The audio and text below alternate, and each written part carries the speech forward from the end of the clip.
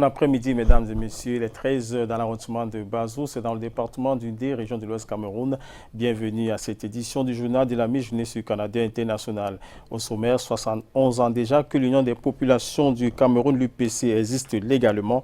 Plusieurs décennies d'une marche parsemée d'embûches et de mutations au fil des changements politiques du pays. Dans ce journal, nous aurons la déclaration de Henriette Ekoué, journaliste et ancienne combattante UPCiste, au cœur des années post-indépendance. Publication des documents publics confidentiels dans les réseaux sociaux prend de l'ampleur inquiétante depuis un moment. Le phénomène gagne du terrain. Malgré des multiples sensibilisations, la loi ne semble même plus dissuader les responsables de ces actes.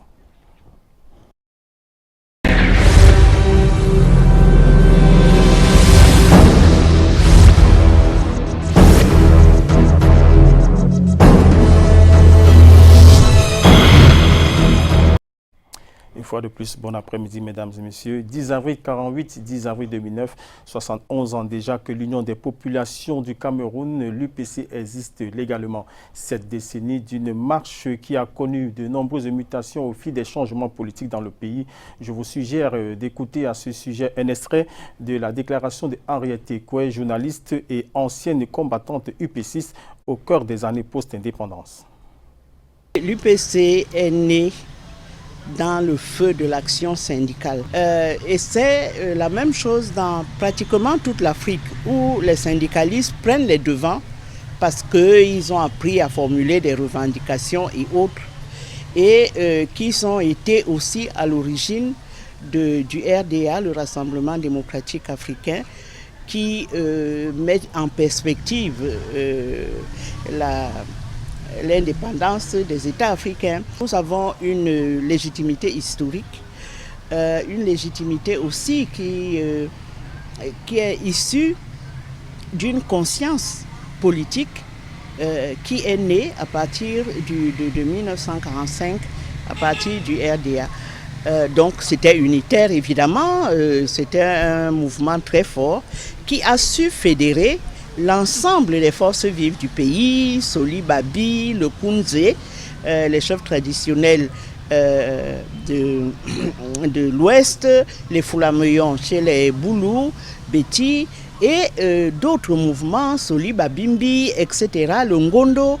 Ça a été une formidable prise de conscience des Camerounais, des étudiants qui ont tous défilé devant la 4e commission qui s'occupait des pays qui étaient sous tutelle, dont le Cameroun. L'administration coloniale était obligée de frapper très fort en interdisant, et les Camerounais, les militants de l'UPC ont dû se résoudre à prendre le maquis sans préparation aucune. Et ça leur a coûté beaucoup de choses. Le napalm qui a été versé dans la grande Sanamga maritime, le napalm qui a été versé à l'ouest du pays et les maquis dans le Mungo, les maquis ici à Douala même, à Bonamoussadi et autres. Les langues se délient au lendemain de l'accident de circulation survenu sur l'axe Lou et de Yakribi qui a fait plusieurs morts. L'état de la route ainsi que la condition physique des chauffeurs seraient à questionner si l'on écoute les témoignages enregistrés par Alain Michel Yedna, notre correspondant depuis Kribi.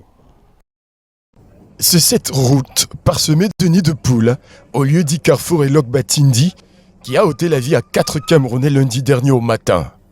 Un coaster de l'agence de voyage Transcam en partance pour Yaoundé a violemment percuté le porte-char que voici, stationné à cet endroit depuis plusieurs jours. Le choc a été violent. Aux environs de 5h30, il y a un bus de Transcam qui est arrivé à vive allure. On ne sait pas ce qui s'est passé, avec un porte-char qui était mal garé au niveau de la route. Tout d'un coup, on voit le bus à terre, les gens, ceux qui se sont blessés, les pieds coupés partout. Ça nous a vraiment fait un choc. À en croire les passagers du véhicule, c'est l'état de fatigue dans lequel se trouvait le chauffeur qui aurait été à l'origine de l'accident. L'accident a été causé, vu les dires des passagers, le chauffeur qui somnolait depuis Bipaka. Au niveau de l'Urbatindi, il n'a pas pu, il a heurté le camion. Après la collision, plusieurs blessés ont été conduits au centre de santé des Lokbatindi où ils ont reçu des soins, avant d'être transférés à l'hôpital régional de Déa. Le directeur de l'hôpital de district de Déa, contrairement à une certaine rumeur, dit avoir répertorié 3 personnes décédées suite à l'accident, plutôt que 4. Concernant l'accident de Transcam, nous avons reçu au total 7 blessés. Parmi les blessés graves reçus à l'hôpital de Kribi, nous avons rencontré Martin, dont l'état va s'améliorant. Le mal que je sentais au niveau de la poitrine, dans la poitrine, ça a changé. Mais déjà, les gens de la tribu ont commencé par prendre soin depuis, mais jusqu'à la fin, là, j'ai l'impression qu'ils sont en train de Transcam. Les gars de Transcam, j'ai la fin qu'ils sont en train de lâcher. Ce dernier a par ailleurs tenu à lancer un appel à l'agence de voyage concernée, dont l'assistance n'aurait été jusqu'ici que partielle. Toujours dans le registre des faits de société, une cinquantaine de boutiques vandalisées par des individus au marché principal de Kumbo dans le nord-ouest. Les hommes sans foi ni loi ont emporté à leur passage plusieurs centaines de millions et laissant les commerçants dans la consternation. Écoutons à cet effet Lil Pidjo. Ils n'avaient que leurs yeux pour pleurer ce matin. Les commerçants du marché principal de Kumbo Amvé ont découvert leurs boutiques pillées et ou vandalisées, les portes défoncées et la marchandise emportée. Cet espace marchand ressemble désormais à un champ de bataille. Ce sont au total 50 boutiques qui ont reçu la visite des individus encore non identifiés. Personne ne sait exactement à quelle heure cet acte criminel a été posé dans ce poumon économique de la zone. J'ai reçu la nouvelle, la mauvaise. Je suis venu confirmer de moi-même. J'ai vu que plusieurs boutiques ont été ouvertes et nous ne savons pas qui sont les auteurs.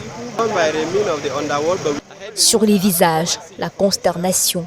C'est plusieurs années de sacrifices qui s'évaporent ainsi dans la nature. Quant aux auteurs, l'enquête suit son cours.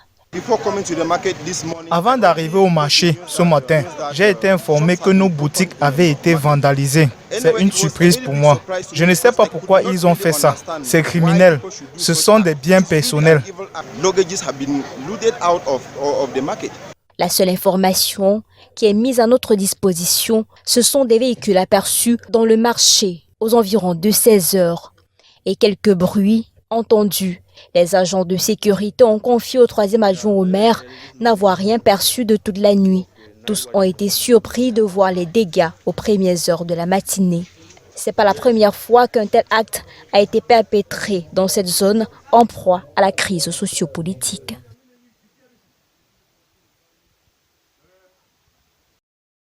Circulation entre le Cameroun et la Guinée depuis plusieurs semaines. La frontière entre ces deux pays est de nouveau fermée. Les activités commerciales sont en effet paralysées dans la ville de Giossi, région du Sud, où certains commerçants ont même fermé boutique, appelant l'État à la rescousse. Lil Pidjouf et Nassi Senama reviennent sur ces détails. Les activités économiques sont au ralenti à Giossi. La situation, qui dure depuis environ un mois, est relative à une nouvelle fermeture de la frontière Cameroun-Guinée équatoriale. Depuis qu'on a fermé la frontière, ça ne va vraiment pas, tout va mal. Il y a les gens qui quittent la ville, qui partent s'installer ailleurs parce que ça ne donne pas. Par jour, je pouvais coiffer 5 têtes aux environs. Par jour, maintenant c'est 1 ou 2 au trop. Au marché, certains comptoirs sont vides. Ceux qui sont encore achalandés manquent de clientèle et les commerçants, les moins optimistes, ont décidé de fermer boutique carrément. Nous égorgeons ici à Giossi 6 bœufs, 7 bœufs par jour. Présentement, nous sommes dans les 2 bœufs, 3 le jour du marché. Ces habitants de Giossi sollicitent une intervention du gouvernement afin que la ville ne se vide complètement de sa population. Précisions sur cette affaire entre le Cameroun et la Guinée sont plutôt de Vanessa Kamdem et de Nassi Sedama. Mesdames et messieurs, nous poursuivons l'information de la Mi-Jeunesse Canada International avec notre antenne de Yaoundé. Nous attend Delphine Foncourt. Bon après-midi Delphine.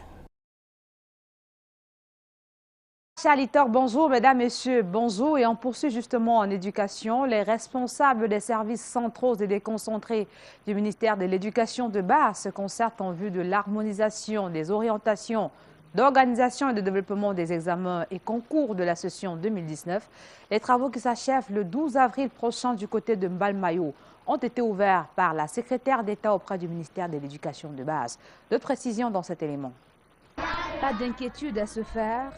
Les examens de Common Entrance, First School Living Certificate, certificat d'études primaires et concours d'entrée en 6e se dérouleront sans anicroche dans les régions du nord-ouest et du sud-ouest Cameroun.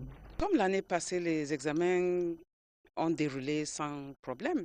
Eux-mêmes comprennent qu'on ne peut pas laisser les enfants à la maison.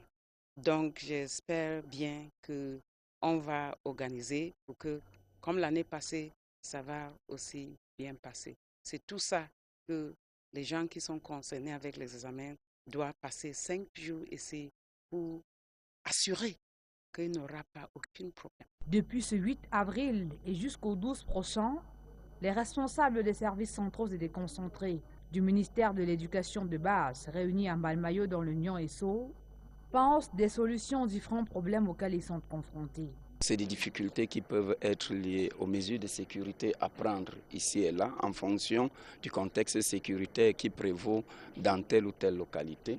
C'est également des difficultés qui peuvent être liées au statut des enfants parce que nous gérons des enfants qui peuvent être des enfants à besoins spéciaux dont le statut peut varier d'un mois à l'autre. Nous gérons des enfants réfugiés. Nous gérons des enfants déplacés internes, nous gérons des enfants handicapés moteurs, nous gérons des enfants handicapés visuels et auditifs, nous gérons des enfants autochtones. Nous gérons plusieurs catégories d'enfants. Les travaux ouverts par la secrétaire d'État auprès du ministère de l'Éducation de base permettront donc à tous ces acteurs d'harmoniser leurs idées en vue de l'organisation sans faille des examens et concours de la session 2019 au Cameroun. La radio Tiemeni Siantou célèbre son 20e anniversaire. L'événement qui se déroule depuis le 8 avril dernier est marqué par une diversité d'activités. Les anciens de la maison donnent de leur voix dans les programmes. Aujourd'hui, par exemple, Ghislain Pierre et Sono étaient à la présentation du journal de 12h. Karel Mezatiachoya, Bertrand Sassé. Bonjour Benjamin. Je vais également saluer le président. Au fil des années, la radio Tiemeni Siantou a réussi à s'imposer dans l'arène médiatique au Cameroun. Aujourd'hui, la chaîne des majors souffle sur sa 20e bougie. 2 décennies d'existence ici célébrées sous le thème Radio Tiemeni Siantou, 20 ans au service du public. L'événement parrainé par le ministre de la Communication ici représenté donne l'occasion aux anciens hommes de médias qui font fortune ailleurs ainsi qu'aux nouveaux de cette radio urbaine de démontrer une fois encore leur talent. Les animateurs, tout comme les maillons de l'ombre qui ont également contribué à l'élévation de la toute première radio privée dans notre pays aussi sont de la partie. Et c'est justement grâce à tous ces acteurs que le bilan est positif du point de vue du promoteur. Cette radio vit, elle a vécu et elle vit. Elle a travaillé, elle continue à travailler. Elle a eu des journalistes de grande renommée. Il en a de grande renommée. Tous les journalistes qui sont passés par la RTS, quand ils partent, c'est pour aller aussi, n'est-ce pas, faire briller d'autres médias. Le gouvernement salue cette performance. La RTS a commencé cette aventure. Donc si elle est toujours là et qu'elle continue de grandir, eh bien c'est qu'elle est performante et nous sommes venus saluer, la communication, nous sommes venus saluer cette performance, cet engagement et lui porter des encouragements au gouvernement. Du 8 au 19 avril, tous vont donner de la voix à travers diverses émissions pour rehausser l'éclat de cette belle fête. De nouveaux responsables au ministère des Domaines, du Cadastre et des Affaires foncières, nommés récemment au sein de ce département ministériel, ils ont officiellement pris fonction hier au cours d'une cérémonie courue par les membres du gouvernement. D'autres précisions dans cet élément. Sur leurs épaules reposent désormais de nouvelles responsabilités. Ces nouveaux promus du ministère des Domaines, du Cadastre et des Affaires foncières sont conscients des missions qui leur incombent. Je vais dorénavant m'occuper des études, des projets, de la planification au niveau du ministère des Domaines, du Cadastre et des Affaires foncières. Et nous sommes appelés à servir dans un domaine un peu plus délicat, les expropriations et les indemnisations. Promu au poste d'inspecteur numéro 3, je dis, c'est quelque chose de très émouvant. Officiellement installés dans leur nouvelle fonction ce 9 avril à Yaoundé, ces hauts responsables sont appelés à mettre sur pied des mesures préventives efficaces pour faire face à des fléaux tels l'occupation anarchique des terres, l'accaparement des terres et l'intense circulation des terres. Ils doivent également relever les défis majeurs de ce département ministériel. Le premier, c'est la restauration de l'éthique du service public au niveau de l'ensemble des structures relevant du MINCAF au double plan individuel et collectif. Le deuxième, c'est l'amélioration de la qualité des services offerts, du niveau global des performances managériales des différentes unités de travail, de la sécurisation et de la fiabilité des documents produits par le MINCAF, en particulier. Le ministre des Domaines, du Cadastre et des Affaires foncières qui préside cette cérémonie invite ces nouveaux responsables à se mettre immédiatement au travail. L'événement est rehaussé par la présence d'une dizaine de membres du gouvernement et de plusieurs personnalités et entités de marque. Sport à présent, le trophée de la Coupe du monde de football féminin France 2019 est actuellement au Nigeria. Après avoir fait escale au Cameroun, il a été dévoilé hier en présence du ministre des Sports et de l'Éducation physique et du représentant de la Fédération internationale du football association. De précision avec Alain Gislain Kanga et Michel Foucault. Voici le métal qui fera l'objet de toutes les convoitises à partir du 7 juin en France, lors du plus grand rendez-vous du football féminin. Le trophée de la Coupe du monde féminine rayonne depuis ce matin en terre camerounaise, conduit par le Ballon d'Or 2015, Gaëlle Nganamuit, ambassadrice de la FIFA. Nous sommes très contents d'accueillir le trophée de la Coupe du monde ici au Cameroun aujourd'hui. C'est une preuve encore que la FIFA a démontré le développement du foot féminin. Alors, nous tous, nous savons tout ce qui nous attend en juin. Nous vous promettons de travailler dur, essayer de vous donner le sourire. Nous-mêmes, vous savez que ce n'est pas facile et nous avons aussi besoin de vous. La présentation du trophée a mobilisé la présence de l'ambassadeur de France, le représentant de la FIFA et les autorités sportives qui se sont satisfaits des moyens mis en place pour la préparation des Lions indomptables. Elles sont bien prêtes, elles sont bien préparées. Nous les avons mis dans les bonnes conditions.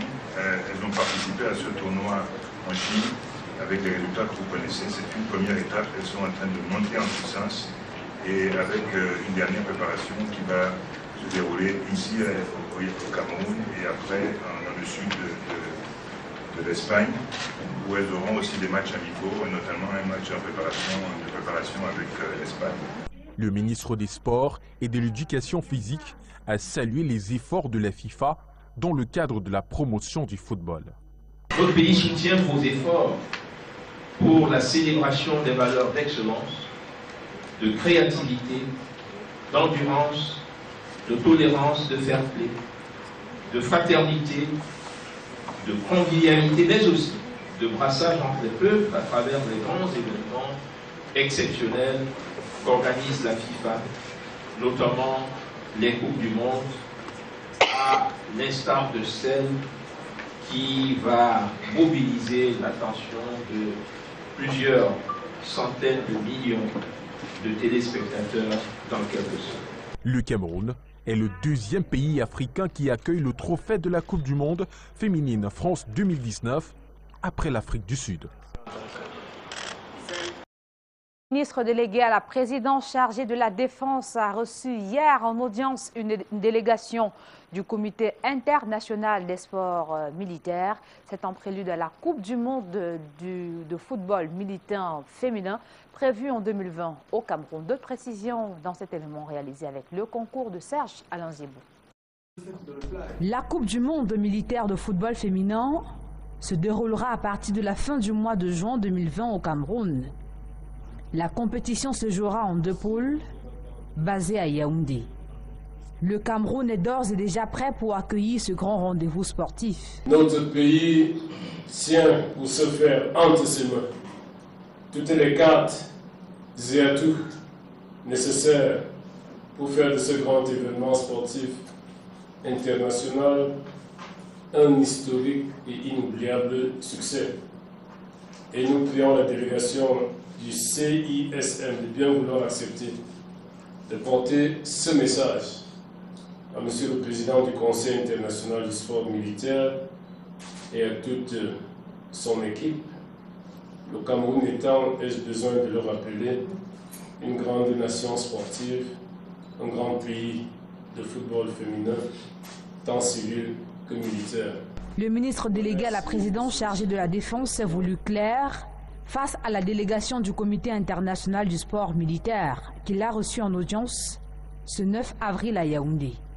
Le colonel Abdourahim Bello et ses collègues sont en visite d'inspection au Cameroun. Nous allons nous focaliser sur l'accommodation des athlètes, les stades, les facilités d'entraînement, l'aspect logistique et sécuritaire, sans oublier les conditions sanitaires. Après les échanges avec Joseph Betty Assomo, la délégation du Comité international du sport militaire s'est rendue dans les hôpitaux militaires, central et général de Yaoundé. Et toujours en sport, cette fois cyclisme, la randonnée Pascal des Montagnes édition 2019 a connu son premier coup de pédale ce jour à Bafia après un transbordement de Yaoundé. Ils sont près d'une 50aine de cyclistes appartenant à la FENAP Vélo qui prennent part à cette course intense de 4 jours. Alès Lembe nous en dit davantage. En prélude à la randonnée Pascal des Montagnes édition 2019, la 4e édition de Samedi Vélo, passée le week-end dernier au cyclopiste de Ngousso, a permis aux différents disciples de la petite reine de la FENAP Vélo une mise en jambe de circonstances naturellement pour les juniors et seniors. Franck Kameni, chez les aînés, a été plus rapide que ses adversaires du jour et va occuper la plus haute marche du podium. Il aura eu pour dauphin non moins inquiétant Idriss Kono et puis Kake pour la plus petite marche du podium. Je vais essayer de voir la première étape, Bafia-Bafoussam, qui est 180 km à VTT. Donc je vais essayer de maintenir, puisque c'est une longue étape. L'étape, parfois ça me menace trop, mais cette fois-ci, je vais essayer de gérer moi-même ma performance et maintenir jusqu'à l'arrivée à Bafoussam. Chez les poussins, Matteo et Nietzsche vont se démarquer, tout comme Alfred Vincent et Dixon chez les cadets. S'agissant de la randonnée Pascal des Montagnes 2019, son premier coup de pédale sera donné ce mercredi à Bafia pour Bafoussam sur une distance de 180 km. La deuxième étape, quant à elle, partira de Melon pour Fomepea, soit 100 km à parcourir. Un circuit fermé en aller-retour entre Fomepea et Fokwe constituera la troisième et avant-dernière étape, puis la dernière qui va se courir dimanche prochain entre Bafia et Yaoundé sur une distance de 125 km. La randonnée Pascal des Montagnes édition 2019, c'est un total de presque 400 km à affronter en VTT et en vélo de course standard. La suite des nouvelles du 13h de ce jour à Douala avec vous, Robert Chalitok. Merci Delphine Fonkou pour cette nouvelle fraîche qui nous parvient de la capitale politique Yaoundé. Nous poursuivons l'information de la Jeunesse Canadien International avec cette note de l'ONG Human Rights Watch qui s'indigne contre l'interdiction des manifestations du gouvernement imposées au MRC. L'ONG note pour le regretter que cette mesure s'inscrit dans une tendance grandissante au Cameroun. Dans cette sortie, l'Organisation de défense des droits de l'homme précise que depuis 2006, le gouvernement a bloqué à plusieurs reprises les manifestations antigouvernementales pacifiques en ayant recours à la force, aux arrestations arbitraires et aux détentions des manifestants. Selon l'ONG, l'interdiction par le gouvernement de manifester du MRC est une véritable mise en arrière de la démocratie au Cameroun. L'ONG recommande le respect des principes démocratiques et autorise les manifestations pacifiques. Nous poursuivons cette actualité de ce Canada international avec la publication des documents publics confidentiels dans les réseaux sociaux qui prend une ampleur inquiétante depuis un moment. Le dernier fait en date est celui signé du protocole de l'État relatif au voyage du chef de l'État Paul Biya, partagé immensément dans les médias sociaux. Le phénomène gagne une ampleur malgré les multiples sensibilisations. La loi même semble ne pas dissuader les responsables de pareils actes. Malke Chipkio et Thierry Nana nous en disent plus. La course effrénée au partage d'informations pousse certains internautes à divulguer sur des réseaux sociaux des documents à caractère interne, voire confidentiels de l'État ou des entreprises pour lesquelles ils travaillent. Cette pratique est motivée par une volonté de faire sensation et gagner en visibilité. Un phénomène qui gagne du terrain et salué par certains internautes qui y voient une façon de dénoncer cet art de gouvernance. Il faut parfois partager parce qu'au Cameroun actuellement, il y a beaucoup de secrets que nous avons besoin de découvrir. Nous avons besoin de savoir beaucoup de choses. Donc c'est à travers les réseaux sociaux qu'on découvre la preuve. Ce que vous êtes en train de dire, je n'ai pas besoin de me prononcer. Et si vous voulez que je me prononce, le secret présidentiel qui fait commenter, vous voyez partout ici dans le milieu des transitaires, on ne parle que... Cette pratique, au demeurant répréhensible, finit par ternir l'image du pays en ce que les secrets d'État se trouvent divulgués à l'extérieur. Je suis contre la diffusion des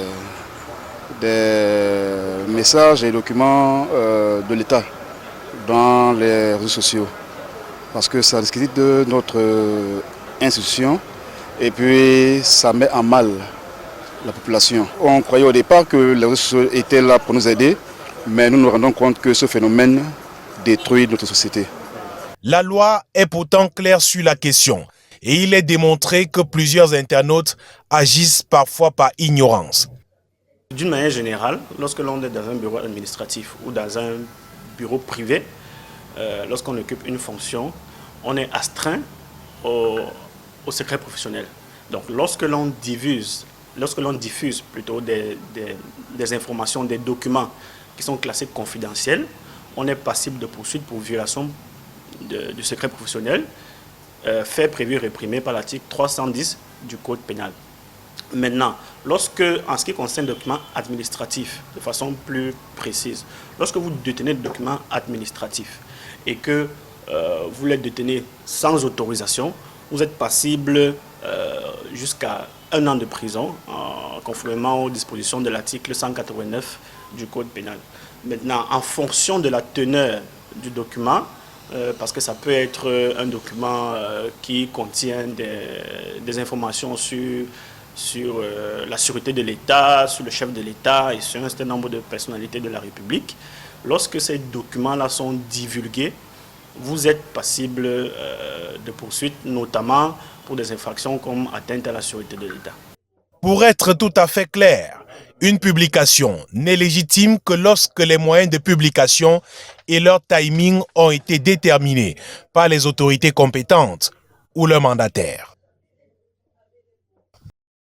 Coopération Sud-Sud, la Chambre de commerce du Cameroun et celle de Tunisie partagent leur expérience dans l'optique de booster l'industrie mécanique, électronique et électrique du Cameroun. Une rencontre B2B s'est tenue entre les deux chambres de commerce et Michael et William Nebou et Patrick Guagna étaient de la partie.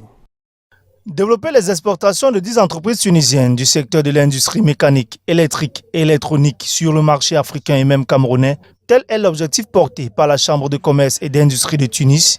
Aujourd'hui, en rencontre B2B avec des prospects et des responsables institutionnels et privés du Cameroun. Donc notre mission en tant que Chambre de commerce, c'est de faire connaître les produits tunisiens sur le marché camerounais et d'aider les entreprises à contacter leurs homologues camerounaises pour qu'ils puissent tisser des relations de partenariat et d'échange entre elles. Une véritable aubaine pour les entrepreneurs camerounais. Ça fait 44 ans que je suis dans l'industrie et nous avons toujours travaillé avec l'Occident, l'Asie, l'Amérique, ainsi de suite. Nous avons pensé que par rapport à cette opportunité, nous pouvons discuter avec nos partenaires tunisiens pour voir dans quel domaine nous pouvons travailler ensemble. Moi, je suis en train de discuter avec eux s'ils peuvent venir installer des usines ici au Cameroun pour permettre d'introduire beaucoup d'opérateurs et pour pouvoir bien travailler, ne plus voyager, pas les risques, tout, fabriquer tout sur place. C'est pour ces raisons que je suis en train de discuter avec eux. Ce partenariat s'inscrit dans le cadre de la coopération Sud-Sud. La Tunisie vise à long terme d'outiller les industries camerounaises dans un échange franc et sincère. En sport, les chantiers de construction des infrastructures sportives suscitent des interrogations. Certains d'entre eux connaissent des arrêts avec à la clé des accusations de blocage plus ou moins voilées portées sur certains acteurs de la chaîne. Patrick Christian Dobor revient sur cette gestion. Dans son édition en kiosque depuis ce 7 avril, Jeune Afrique fait état de l'arrêt des travaux dans divers chantiers de la CAN, initialement prévus cette année et glissés en 2021. Selon Jeune Afrique, le financement des chantiers serait passé de 20 milliards à 2 ou 3 milliards selon les constructeurs, avec un impact négatif sur l'évolution des chantiers. Le cas de l'entreprise Prime Protomac y est abondamment cité. Dans le même article, l'entreprise dirigée par Ben Modo estime avoir réalisé 80% des travaux du stade de Roumdéadja, 58% de la réfection de l'hôtel de la Benoué et 48% pour la construction de l'hôtel des sports à Garoua, contre seulement 14 milliards de financements reçus sur les 24,5 milliards attendus. Des coupes drastiques que le magazine de Béchir Ben Yamed attribue en grande partie au ministère des Finances qui, d'après ses sources, aurait dans la ligne de mire la task force créée par la présidence en 2017 pour faire face aux urgences de la CAN. Selon le magazine, ces blocages administratifs et financiers seraient l'expression d'un conflit entre le ministre des Finances et le secrétaire général à la présidence de la République, ce qui serait d'ailleurs à l'origine d'un remaniement ministériel imminent. Une sortie qui n'est pas restée sans réaction sur le plan local. De sources internes au ministère des Finances, les paiements en date du 29 mars dans le compte des opérations spécifiques CAN 2019 s'élèvent à plus de 135 milliards. Des informations relayées par la presse locale qui affirme par ailleurs que les 14 entreprises ayant obtenu des marchés dans le cadre de la CAN sont effectivement rentrées dans leurs droits. Seules des instances d'un peu plus de 800 millions seraient en cours de paiement pour les entreprises Semec et Razel. La même source affirme que de nouveaux décomptes de 3 milliards ont été introduits seulement depuis le 5 avril, ce qui fait dire de ce côté que le ministère des Finances ne saurait être tenu pour responsable des manquements de certains prestataires. Quoi qu'il en soit, les prochains jours vont sans doute apporter de nouveaux éléments dans le développement de cette actualité autour des chantiers de la CAN. Mesdames et messieurs, c'est avec ce regard sur la gestion des chantiers de construction des infrastructures sportives au Cameroun que nous mettons un terme à cette édition de la Mi-Jeunesse du Canada International. Merci de nous avoir prêté vos yeux et vos oreilles et surtout votre attention. Bon après-midi à tous.